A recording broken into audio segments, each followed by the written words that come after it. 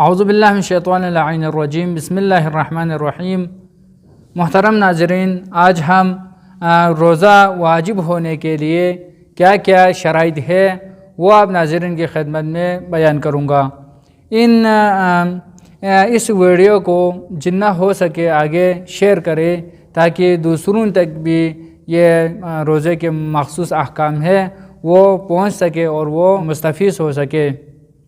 ہر انسان پر واجب ہے، اگر یہ شرائط جس کے اندر پائے جائیں تو ان کے اوپر روزہ رکھنا واجب ہے، یعنی وہ ماہ مبارک رمضان میں روزہ رکھے۔ وہ شرائط کیا ہے؟ پہلی شرط ہے انسان بالغ ہو، یعنی ہر انسان جو بالغ ہو اس کے اوپر روزہ رکھنا واجب ہے، لیکن اگر وہ نابالغ ہو تو اس صورت میں ان کے اوپر روزہ رکھنا واجب نہیں ہے۔ آیت اللہ سیستانی دامت اللہ علیہ فرماتے ہیں، اگر کوئی انسان ماہ مبارک رمضان میں اذان صبح سے پہلے بالغ ہو جائے تو اس صورت میں اس دن کا روزہ رکھنا واجب ہے، لیکن اگر اذان صبح کے بعد وہ بالغ ہو جائے تو اس صورت میں اس کے اوپر روزہ رکھنا واجب نہیں ہے۔ یہ بالغ ہونے کی کیا علامت ہے وہ پہلے ایک ویڈیو بنا کے بیان کیا ہے، آپ وہاں پر دیکھ سکتے ہیں۔ اور یہ کس طرح سے معلوم ہو کہ ماہ مبارک رمضان میں یعنی اذان صبح سے پہلے وہ بالغ ہو؟ یہ ہو سکتے ہے کوئی لڑکا ہو یا کوئی لڑکی ہو، اس کے لیے یعنی حالت خواب میں نیند کی صورت میں احتلام ہو جائے، محتلم ہو، تو اس صورت میں پتہ چلتا ہے کہ یہ لڑکا بالغ ہوا ہے، تو بالغ ہونے کے بعد اس کے اوپر روزہ رکھنا واجب ہے۔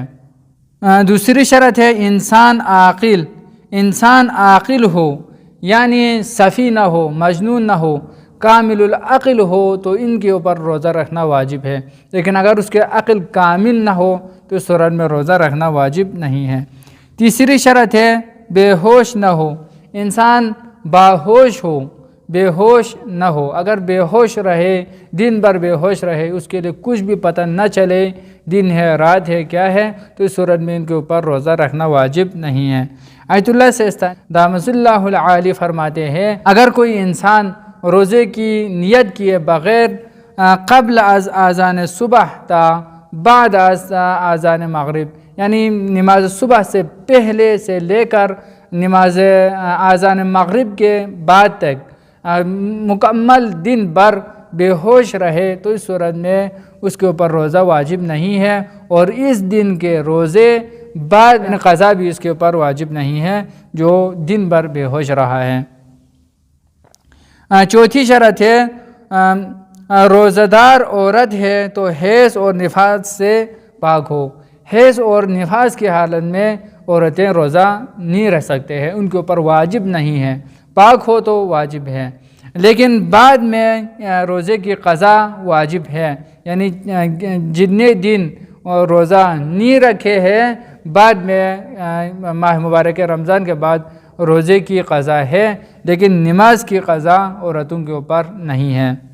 روزہ واجب ہونے کے شرائط میں سے پانچویں شرط ہے ضرر معمول سے زیادہ سختی یا کوئی شرعی ممانعت نہ رکھتا ہو۔ اگر کوئی انسان ضرر رکھتا ہو، یعنی معمول سے زیادہ ناقابل برداشت اگر ضرر کا سبب بنے، روزہ رہنے کی وجہ سے، پیاس کی وجہ سے، بیماری کی وجہ سے، یا بیماری ہونے کا یا بیماری بڑھنے کا اس کے لیے خوف ہو، اور روزہ اس کے لیے ضرر کا باعث بنے اور ناقابل برداشت سختی ہو، یا کوئی شرعی ممانعت رکھتا ہو تو اس صورت میں ان کے اوپر روزہ رکھنا واجب نہیں ہے۔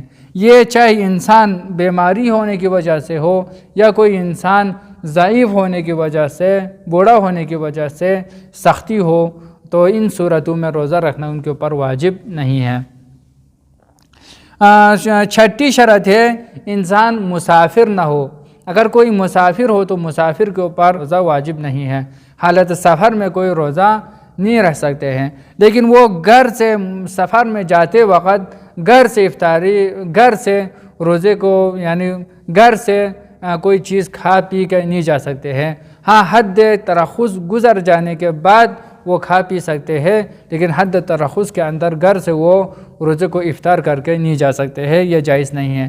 یعنی ہر وہ انسان جن کے اوپر 4 رکعتی نماز 2 رکعت پڑھنا واجب ہے، ان کے اوپر روزہ رکھنا واجب نہیں ہے، ان کے اوپر روزہ رکھنا واجب نہیں ہے۔ اللہم صلی علی محمد و آل محمد، والسلام ورحمۃ اللہ وبرکاتہ۔